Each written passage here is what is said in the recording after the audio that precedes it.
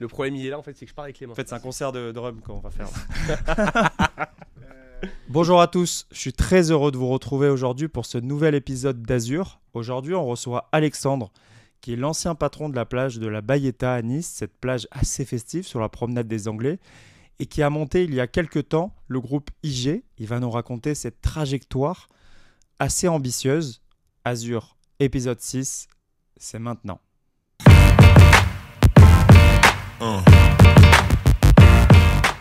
Salut Alex. Salut, merci de me recevoir. Merci à toi d'être venu aujourd'hui sur Azur. Est-ce que tu peux nous raconter ton parcours? On t'a connu à la Bayeta, qui était cette plage festive sur Nice. Est-ce que tu peux nous raconter ton parcours avant la Bayeta? Avant la Bayeta, je vous avoue que je n'avais pas fait grand-chose. Non, je rigole. Je suis né déjà à Clermont-Ferrand. Ok. Niçois d'adoption, mais pas niçois de terre et de sol. Et j'ai migré ici, en suivant mes parents, à Cannes-sur-Mer plus exactement. J'ai fait mon parcours scolaire à Cannes-sur-Mer, au collège Jules Verne, puis au lycée Renoir. Et je me suis retrouvé très vite à la faculté de droit, 3 mois.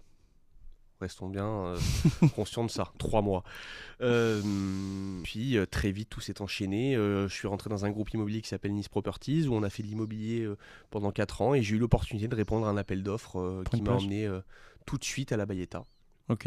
Et voilà. c'est comme ça que l'aventure Bayeta a commencé? L'aventure Bayeta, ça a été des montagnes russes, des hauts et des bas.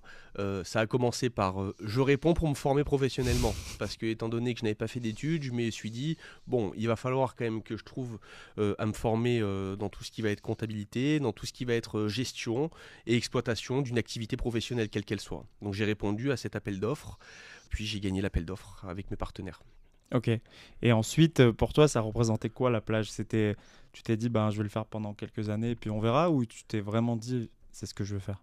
Alors non, moi la plage, quand on a gagné l'appel d'offres, on m'a appelé pour me dire que j'allais gagner l'appel d'offres. Pour moi, j'allais vivre et mourir dans cette plage. Vraiment.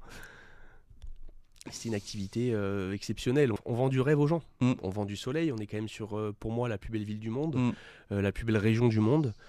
Quand on a la chance d'en avoir un bout à soi, entre guillemets, malgré le fait qu'on soit sous concessionnaire. Attention, on est locataire. Ouais. On est sous-locataire même. On est locataire de la métropole. La métropole loue à l'État. Attention. Mais malgré tout, c'était un petit peu à moi. Vous voyez ce que je veux vous dire? Donc c'est vrai que c'était assez exceptionnel. Et puis j'avais 20 ans. 19. Tu t'es pas dit, je suis trop jeune pour ça, ou justement, tu t'es dit... Vas-y, c'est maintenant. Là. Ah, mais je me dis encore que je suis trop jeune pour tout ce que je fais. Mais je pense que quand on n'a pas fait d'études, quand on a voulu être le rebelle, entre guillemets, que j'ai toujours été, entre guillemets, dans mes idées et autres, il faut travailler 2 fois plus. Et je me suis dit que j'ai 18, 20 ou 50 ans, de toute façon, il va falloir un moment avancer. On en parlera après, ta vision sur l'entreprise et l'entrepreneuriat. Quel souvenir fort tu gardes de la Bayeta? Après, on arrête de parler de la Bayeta, promis. Mais quel souvenir fort tu as sur cette plage? Est-ce qu'il y a un moment où tu te rappelles, où tu t'es dit voilà, j'ai fait ça pour ça en fait? Je pourrais citer 3 moments, si je puis me permettre. On a le temps. Le premier moment, c'est le jour où la métropole, la mairie de Nice m'appelle en me disant on est sorti du Covid, du confinement, il faut ouvrir le 30 juin. C'était le 11 juin. J'ai 19 ans, 20 ans. J'ai 20 ans. Oui, j'ai 20 ans à ce moment-là. Je me dis, c'est impossible. Mais on l'a fait. Et une fois qu'on avait monté la plage, le 4 octobre, tout le monde se rappelle, surtout les Niçoises et les Niçois se rappellent, la tempête Alex. Et à 3h du matin, j'ai vu ma plage se faire détruire par cette tempête. Deuxième moment. Et le troisième moment, c'est quand en 2021, on a remonté cet établissement une deuxième fois, parce qu'on l'a monté 2 fois en réalité, et qu'on l'a fait tourner.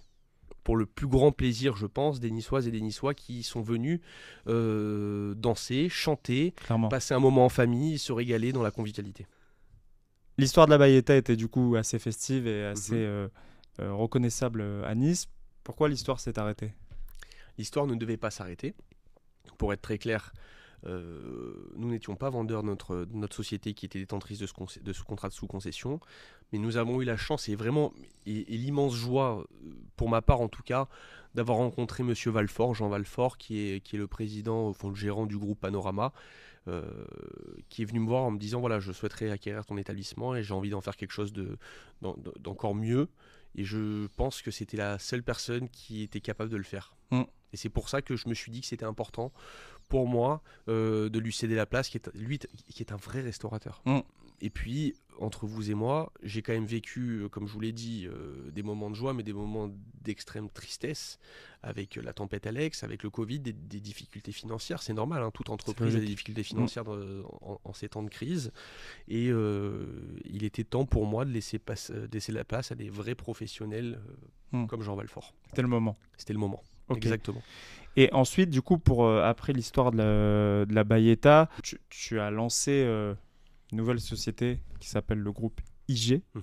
Est-ce que tu peux nous en dire plus? Et surtout, comme tu me l'as déjà dit auparavant, tu passais à peu près des matelas au serpillère.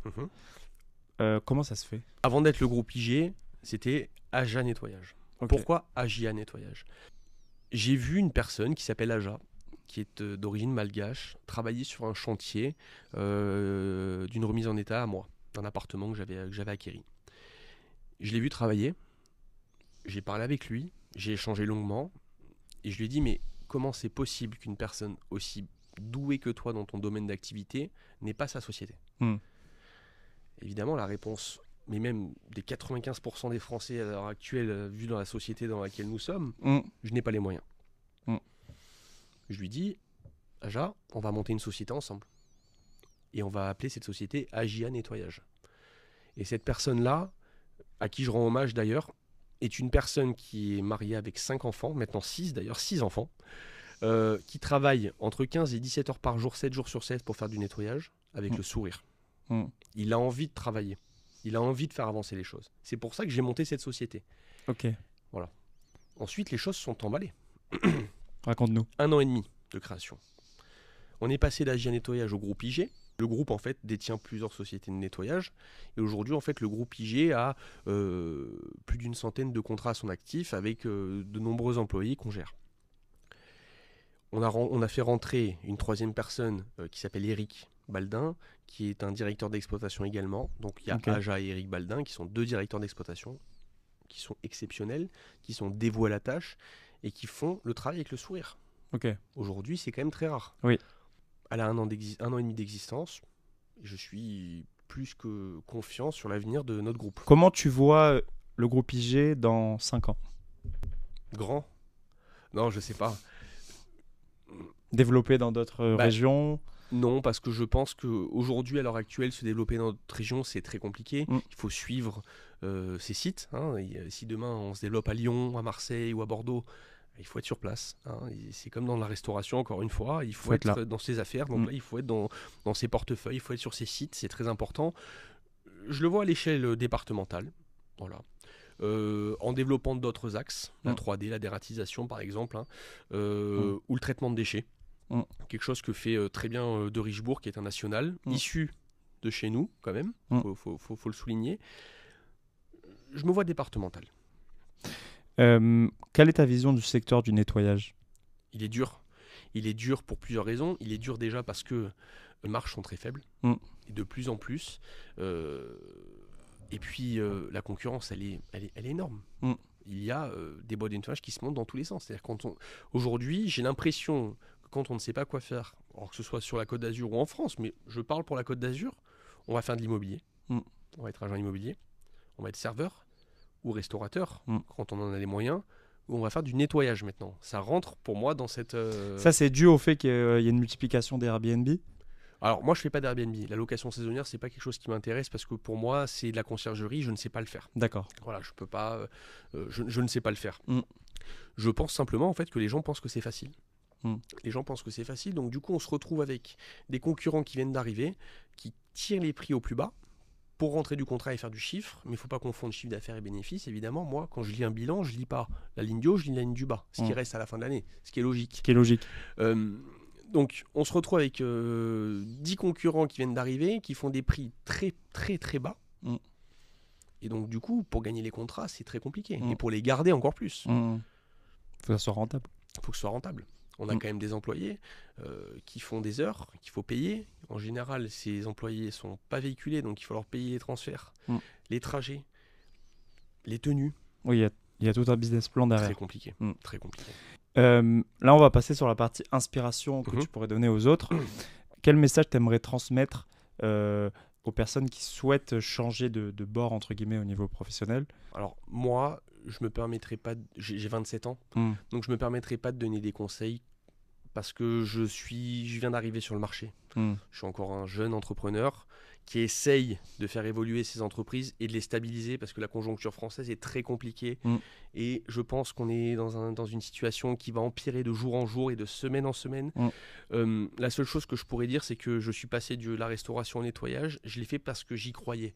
Et je pense qu'il faut croire à un projet. Quand on fait un projet, on monte un projet, c'est pas 99%, c'est 100%. Il faut croire en 100%. Voilà. Et un entrepreneur ici, dont je tairai le nom, m'a donné un conseil, m'a dit: est-ce que tu es prêt à faire tapis sur ton affaire? Voilà. Et sur le nettoyage, j'étais prêt à le faire parce que j'ai cru en mon projet. Voilà. Et je continue d'y croire. On fait bien ce qu'on aime faire. Exactement. Et c'est ta vision, quoi. Bien sûr.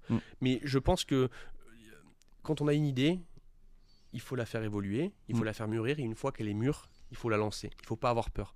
Et en France, malheureusement, on nous met des barrières constamment. C'est justement une des questions que j'allais te poser. Comment tu vois la France dans 5 ans? J'ai des idées, elles sont ce qu'elles sont, mais je pense qu'aujourd'hui, la France est dans une situation précaire. Il n'y a plus de hiérarchie dans les classes, il n'y a plus de classe sociale. Il y a un écart qui s'est creusé entre les classes populaires et les classes aisées, il n'y a plus de classe moyenne. Voilà. Et aujourd'hui, on n'est pas aidé. On n'est pas aidé, et je suis quasiment sûr aujourd'hui que la France part à la faillite. Alors, à l'échelle locale, on a quand même énormément de chance d'avoir un maire comme Christian Estrosi qui nous donne les moyens à nous, entrepreneurs, de réussir et de faire évoluer nos sociétés, de par l'attractivité de la ville. On a quand même énormément de chance à Nice de construire nos sociétés. C'est quand même exceptionnel d'avoir un cadre de vie pareil. Alors, certains diront les impôts augmentent, certains diront on est en insécurité, mais on est en insécurité partout en France de toute façon.